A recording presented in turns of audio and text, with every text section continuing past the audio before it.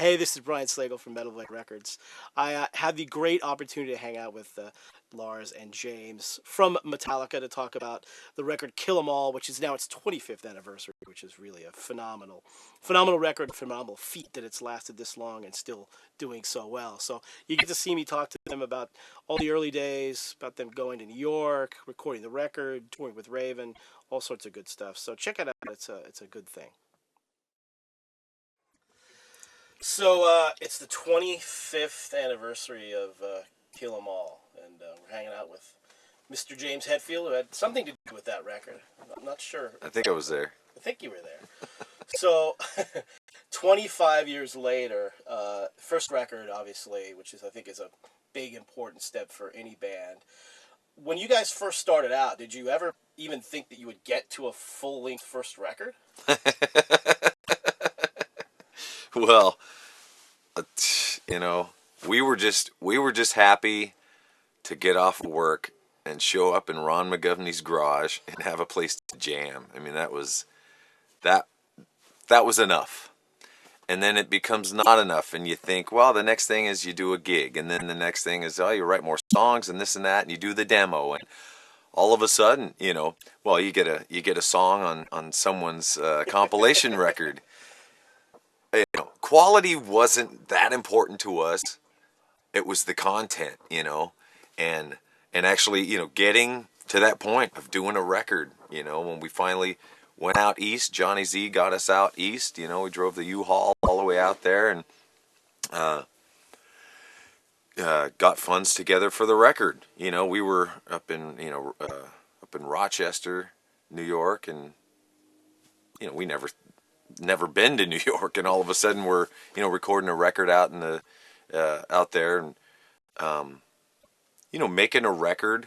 We had done demos before. We kind of knew what we want. I knew what I wanted guitar wise and stuff, and but you always have you have dreams, man. You have visions of.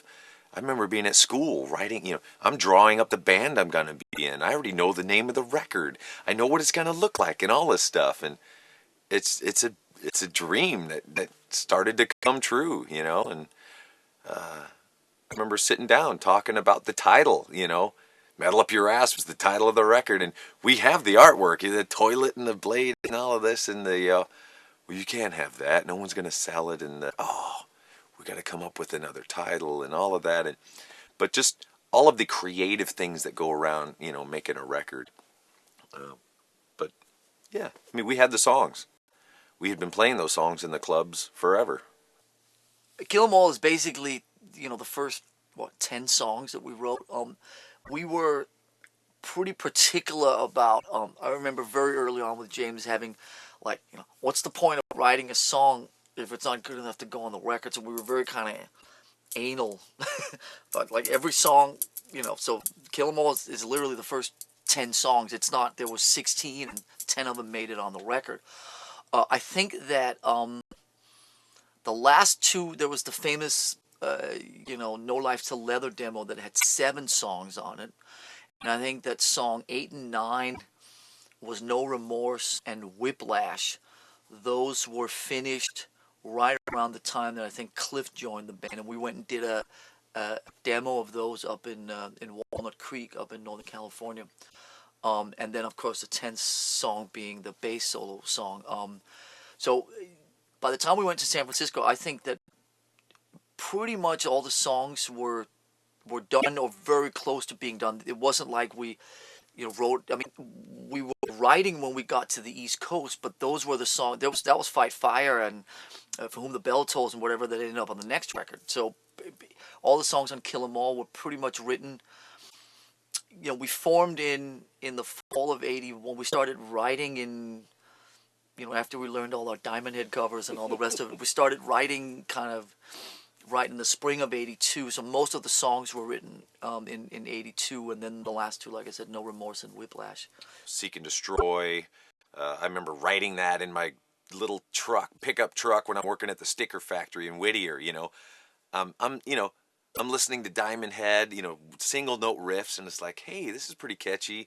Go over to Lars's place in Newport, and uh, in his dad's meditation room. We take all the mattresses and put them up against the wall, and we write "Seek and Destroy," and we're headbanging, through his house there, and so slowly started, writing songs. Some of the songs were things that I had before, like "Hit the Lights," or lyrics that were from other things. Uh, you know, "No Remorse" was some other song. So really kind of, and I think the uniqueness of the writing of that record was we're writing new music, but here's some old lyrics we're just gonna shove in there. And so some of the phrasings are really kind of different, and maybe not the way you would have written them back then, but they helped us write the music around it. And but yeah, we had the songs. We'd been playing them in the clubs for a long time, so we were very well rehearsed. So when we went in to record them, there wasn't a lot of messing around time.